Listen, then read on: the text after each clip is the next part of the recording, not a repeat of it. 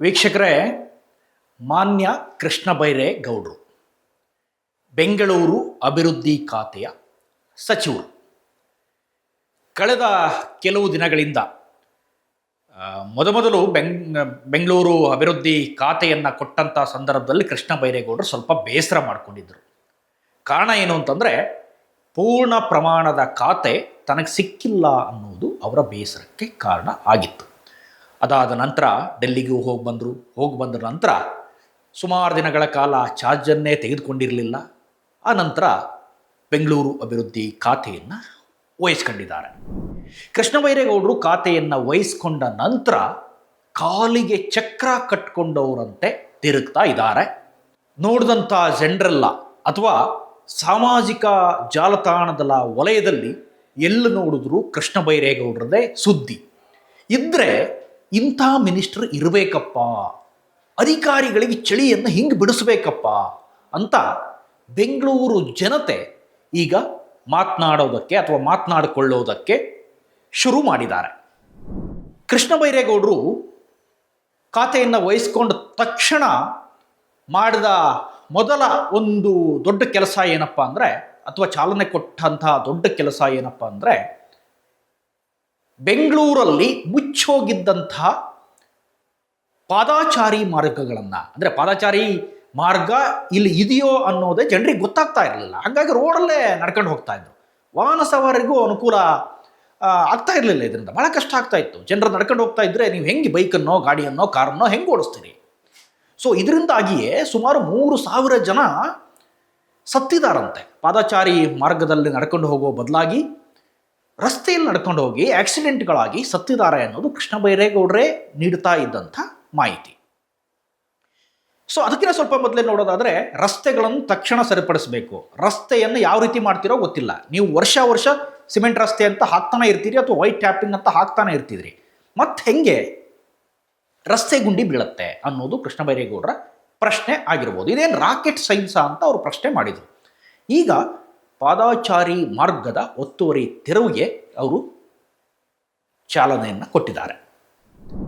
ಕೃಷ್ಣ ಬೈರೇಗೌಡರು ಖಾತೆ ನಿರ್ವಹಿಸ್ತಾ ಇದ್ದ ಸಂದರ್ಭದಲ್ಲಿ ಕೇವಲ ಹಗಲು ಮಾತ್ರ ಕೆಲಸ ಮಾಡ್ತಾ ಇದ್ದಾರಾ ಕೇಳಿದ್ರೆ ಇಲ್ಲ. ರಾತ್ರಿ ರಸ್ತೆಗಳಿಗೆ ವಿಸಿಟ್ ಮಾಡ್ತಾರೆ, ಕೆಲಸ ಆಗ್ತಾ ಇದ್ದಂಥ ಸ್ಪಾಟ್ಗಳಿಗೆ ವಿಸಿಟ್ ಮಾಡ್ತಾರೆ. ಕಾಲಿಗೆ, ನಾನು ಹೇಳ್ದಂಗೆ ಕಾಲಿಗೆ ಚಕ್ರ ಕಟ್ಕೊಂಡವ್ರಿಗೆ ಓಡಾಡ್ತಾ ಇದ್ದಾರೆ. ಸಾಧಾರಣವಾಗಿ ನನ್ನಂಥ ಅಥವಾ ನಮ್ಮಂಥ ಜನ ಅಂದ್ಕೊಳ್ತೀವಿ, ಈ ರೀತಿ ಮಿನಿಸ್ಟ್ರು ಬೇಕು, ಜನರ ಪರವಾಗಿ ಧ್ವನಿ ಎತ್ತಕ್ಕಂಥ ಮಿನಿಸ್ಟ್ರು ಬೇಕು, ಜನರಿಗೋಸ್ಕರ ಮಾತಾಡುವಂಥ ಮಿನಿಸ್ಟ್ರು ಬೇಕು, ಅಧಿಕಾರಿಗಳನ್ನು ಓಲೈಸುವಂಥ ಮಿನಿಸ್ಟ್ರುಗಳು ಬೇಡ ಅನ್ನೋದು ಎಲ್ರಿಗೂ ಇರುತ್ತೆ. ಸೊ ಈಗ ಬೆಂಗಳೂರಿನ ಅಥವಾ ಈ ಮಹಾನಗರದ ಜನತೆ ಕೃಷ್ಣ ಬೈರೇಗೌಡರಿಗೆ ಸಾಥ್ ಕೊಡೋದಕ್ಕೆ ಶುರು ಮಾಡಿದ್ದಾರೆ. ಸಾಮಾಜಿಕ ಜಾಲತಾಣಗಳಲ್ಲೂ ಕೂಡ ಒಂದು ರೀತಿ ಅಭಿಯಾನದ ರೀತಿ ಕೃಷ್ಣ ಬೈರೇಗೌಡರ ಕೆಲಸ ಜಗಜ್ಜಾಹೀರಾಗ್ತಾ ಇದೆ. ಹಾಗಂತ ಹಿಂದೇನು ಕೃಷ್ಣ ಬೈರೇಗೌಡರು ಕೆಲಸ ಮಾಡಿರಲಿಲ್ವಾ? ಖಂಡಿತ ಮಾಡಿದರು. ಕಂದಾಯ ಇಲಾಖೆಯಲ್ಲಿ ಕೃಷ್ಣ ಬೈರೇಗೌಡರು ಯಾರೂ ಕಂಡು ಕೇಳರಿಯದ ಕೆಲಸ ಆಗಿದೆ. ಎಷ್ಟೋ ಆಗದೇ ಇರುವಂಥ ಕೋರ್ಟ್ನಲ್ಲಿ ಬಾಕಿ ಇದ್ದಂಥ ವ್ಯಾಜ್ಯಗಳನ್ನು ಕೂಡ ಬಗೆಹರಿಸಿ, ಹಕ್ಕುಪತ್ರ ವಿತರಣೆ ಇರ್ಬೋದು, ಅಥವಾ ಭೂಮಿ ದಾಖಲಾತಿಗಳಿರ್ಬೋದು, ಪಹಣಿ RTC ದಾಖಲಾತಿಗಳಿರ್ಬೋದು, ಇದೆಲ್ಲವನ್ನೂ ಕೂಡ ಜನರ ಕೈಗೆ ಈಸಿಯಾಗಿ ಸಿಗೋಂಗೆ ಮಾಡಿದ್ದಾರೆ. ಅಧಿಕಾರಿಗಳೇ ಜನರ ಮನೆ ಬಾಗಿಲಿಗೆ ಹೋಗಿ ಹಕ್ಕುಪತ್ರವನ್ನು ವಿತರಣೆ ಮಾಡಿದ್ದಾರೆ. ಸೊ ಈಗ ಕಂದಾಯ ಇಲಾಖೆಯಲ್ಲಿ ಇದ್ದಂಥ ಸಂದರ್ಭದಲ್ಲಿ ಅಧಿಕಾರಿಗಳೆಲ್ಲ ಕೃಷ್ಣ ಬೈರೇಗೌಡರಿಗೆ ಬೈಕ್ ಕಳ್ತಿದ್ರಂತೆ. ಯಾವಾಗಪ್ಪ ಈ ಮನುಷ್ಯ ಹೋಗ್ಬಿಡ್ತಾನೆ, ಬೇತಾಳಂತೆ ನಮ್ಮ ಹಿಂದೆ ಬೆನ್ನು ಬಿದ್ದು ಬಿಡ್ತಾರೆ ಅಂತ ಹೀಗೆಲ್ಲ ಬೈಕೊಂಡಿದ್ರಂತೆ. ಈಗ ಬೆಂಗಳೂರಿನ ಅಧಿಕಾರಿಗಳಿಗೆ ಕೃಷ್ಣ ಬೈರೇಗೌಡ ಬೆನ್ನಿಗೆ ಬಿದ್ದಿದ್ದಾರೆ, ಅಥವಾ ಬೆನ್ನು ಬಿದ್ದ ಬೇತಾಳನಂತಾಗಿದ್ದಾರೆ. ಸಾಧಾರಣವಾಗಿ ವಾಡಿಕೆಯಂತೆ ಒಂದು ಮಾತಿದೆ, ಬೆಂಗಳೂರಿಗೆ ಬರೋ ಅಧಿಕಾರಿಗಳೆಲ್ಲ ಕಳ್ಳರು ಸುಳ್ಳರು ಅಂತ ಜನ ಮಾತಾಡ್ಕೊಳ್ತಾರೆ. ಬರೀ ದುಡ್ಡು ಮಾಡೋಕ್ಕೋಸ್ಕರ ಇಲ್ಲಿ ಬರ್ತಾರೆ, GBAಗೆ, BBMPಗೆ, ಈ ವ್ಯಾಪ್ತಿ BDEಗೆ, BMRCLಗೆ, ಈ ಥರ. ಸೊ ಇಂತಹ ಅಧಿಕಾರಿಗಳಿಗೂ ಕೂಡ ಬಿಡದೆ ತಪ್ಪು ಎಲ್ಲೆಲ್ಲಿದೆಯೋ ಅಲ್ಲಿ ಖಂಡಿಸುವಂಥ ಕೆಲಸವನ್ನು ಕೃಷ್ಣ ಬೈರೇಗೌಡರು ಮಾಡ್ತಾರೆ. ರಾತ್ರಿ 11-12 ಗಂಟೆಗೂ ಕೂಡ ರಸ್ತೆಗಳಿಗೆ ವಿಸಿಟ್ ಮಾಡಿ ಅಧಿಕಾರಿಗಳನ್ನು ಸ್ಪಾಟಿಗೆ ಕರೆಸ್ತಾರೆ. ಯಾಕೆ ಈ ಕೆಲಸ ಹಿಂಗೆ ನಿಂತ್ಕೊಂಡಿದೆ ಅಂತ ತರಾಟೆಗೆ ತೆಗೆದುಕೊಳ್ತಾರೆ. ಸದ್ಯಕ್ಕೆ ನಮ್ಮಲ್ಲಿ ಕೇವಲ 13 ಮಂದಿ ಮಿನಿಸ್ಟರ್ಗಳ ಆಯ್ಕೆ ಆಗಿದೆ. ಅದರಲ್ಲಿ ಬಹುತೇಕ ಮುತುವರ್ಜಿಯಿಂದ ಕೆಲಸ ಮಾಡ್ತಾ ಇರೋರು ಯಾರು ಅಂತ ನಮಗೆ ಕಾಣಿಸಿದರೆ ಅದು ಕೃಷ್ಣ ಬೈರೇಗೌಡ ಮೊದಲ ಸಾಲಲ್ಲಿ ನಿಲ್ತಾರೆ. ಜಿ ಪರಮೇಶ್ವರ್ ಅವರು ಮಿನಿಸ್ಟ್ರೇ, ಭೈರತಿ ಸುರೇಶ್ ಅವರು ಮಿನಿಸ್ಟ್ರೇ, ಜಾರಕಿಹೊಳಿಯವರು ಮಿನಿಸ್ಟ್ರೇ, ಹೀಗೆ ಎಂ.ಬಿ. ಪಾಟೀಲ್ ಅವರು ಮಿನಿಸ್ಟ್ರೇ. ಇವರೆಲ್ಲ ಹಿಂದೆ ಇದ್ದಂಥ ಮುಖಗಳೇ. ಹೊಸ ಮುಖ ಅಂದರೆ ಸಿದ್ದರಾಮಯ್ಯವರ ಪುತ್ರ ಯತೀಂದ್ರ ಸಿದ್ದರಾಮಯ್ಯ ಅವರಿಗೆ ನಗರಾಭಿವೃದ್ಧಿ ಖಾತೆ ಸಿಕ್ಕಿದೆ, ಅವರೊಬ್ಬರೇ ಈಗ ಹೊಸ ಮುಖ.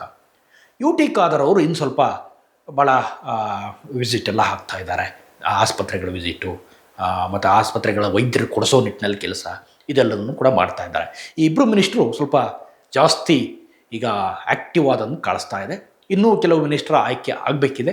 ಅದಕ್ಕೆ ಸರ್ಕಾರ ಅಥವಾ ಪಾರ್ಟಿ ಮುಖ್ಯಮಂತ್ರಿಗಳು ಡೆಲ್ಲಿಗೂ ಹೋಗ್ತಾರಂತೆ, ನೋಡೋಣ. ಕೃಷ್ಣ ಬೈರೇಗೌಡರಂತೂ ಸದ್ಯಕ್ಕೆ ಬೆಂಗಳೂರು ಅಧಿಕಾರಿಗಳ ಬೆನ್ನಿಗೆ ಬಿದ್ದು ಕೆಲಸ ಮಾಡಿಸ್ತಾ ಇದ್ದಾರೆ.